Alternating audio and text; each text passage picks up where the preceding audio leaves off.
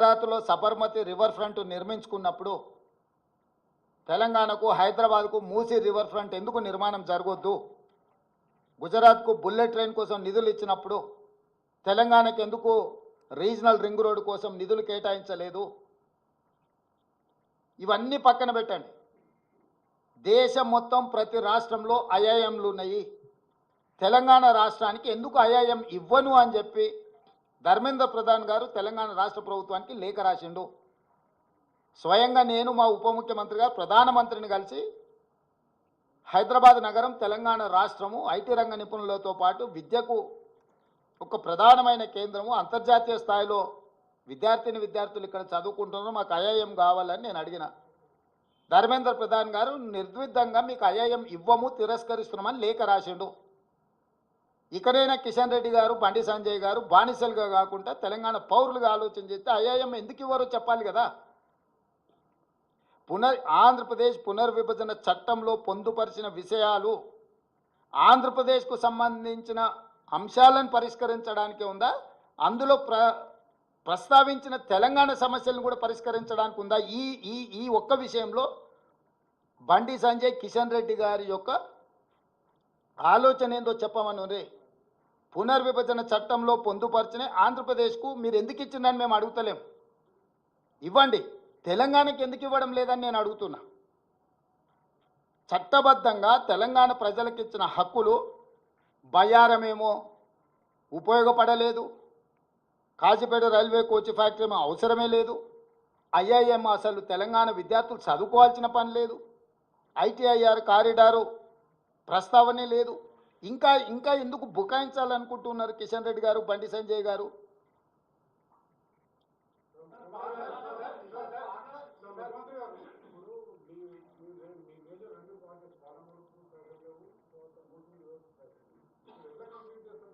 డెఫినెట్గా చేస్తాం. మా ప్రణాళికలు మాకు ఉంటాయి. దయాదాక్షిణ్యాల మీద ఈ రాష్ట్రం ఏర్పడి లేదు. మా సొంత ఆలోచనలు, విధానాలు, నిధుల సేకరణకు అవసరమైన కార్యాచరణ మా దగ్గర ఉంది. కానీ మా లెజిటిమేట్ రైట్ కేంద్ర ప్రభుత్వం నుంచి మా హక్కుల కోసం మేము కొట్లాడుతున్నాము. మా హక్కును కాలు రాయడము, మా పట్ల వివక్ష చూపించడము, మా పట్ల కక్షాపూరితంగా వ్యవహరించడాన్ని మేము నిరసన తెలుపుతున్నాము.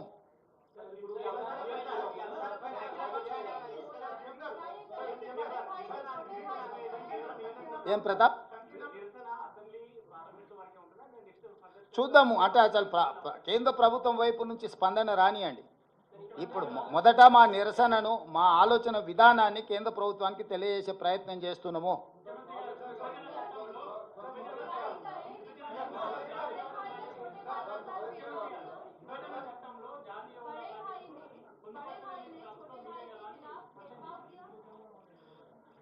हम लोग समझ रहा है प्रधानमंत्री हर प्रदेश के मुख्यमंत्री का बड़ा भाई, मगर बड़ा भाई जो कुर्सी पे बैठा है वो बड़ापन नहीं दिखा रहा है.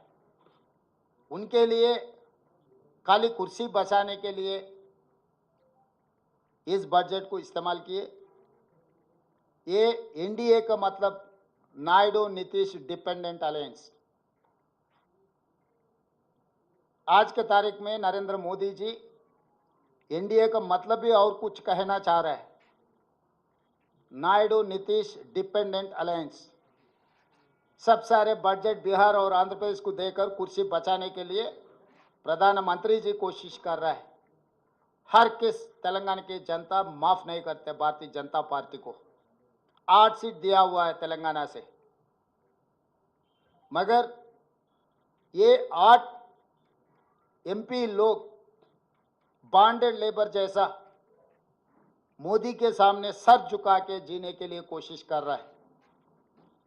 हर तेलंगाना के जनता ये सब सारे देख रहा है, आंखों के सामने दिख रहा है. इसीलिए हम लोग तेलंगाना के ओर से जो Andhra Pradesh state reorganisation act में जो कानून बनाया, Bayyaram steel factory, Kazipet railway coach factory, triple IT, IIM, Palamuru Rangareddy lift irrigation के बजट और बाकी के जितने सारे कानून में लागू किए सब सारे हम लोग मांग रहा है. ये किसी का मेहरबानी नहीं है, ये हमारा हक है। पहले से हम लोग ये कह रहे हैं कि केंद्रीय सरकार को तेलंगाना सरकार ने 1 रुपये टैक्स के पेमेंट किए तो 43 पैसा हम लोगों को मिल रहा है, मगर बिहार को तो 7 रुपये मिल रहा है। 1 रुपये बिहार से टैक्स अगर कलेक्शन हुए तो बिहार को 7 रुपये मिल रहा है, उत्तर प्रदेश को 6 रुपये मिल रहा है। क्यों ये विवक्षा?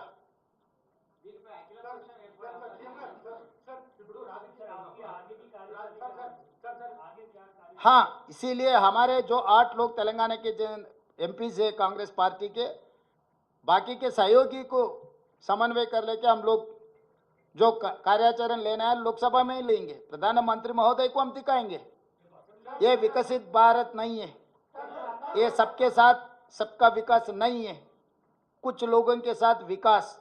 वो विकास इसीलिए किसी के लिए कुर्सी बचाने का काम में लग गए, किसी ने माल उठाने में लग गए।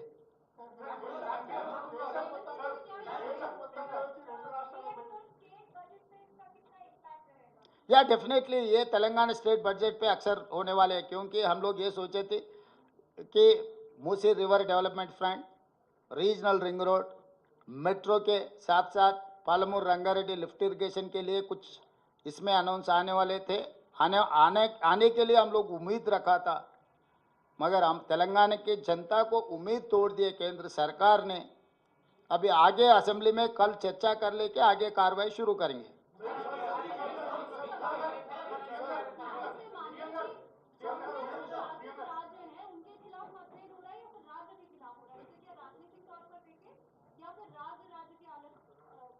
नहीं, अभी कुर्सी बचाने में लग गए। ये कुर्सी बचाओ बजट, इसीलिए बिहार आंध्र प्रदेश को ज़्यादा दे दिए कि अभी ये NDA dependent on Bihar and Andhra Pradesh. That is how they allocated funds to Bihar and Andhra Pradesh. We are not opposing allocating to Bihar and Andhra Pradesh. हम लोगों की मांग एक ही है, क्यों तेलंगाना को नहीं दिए?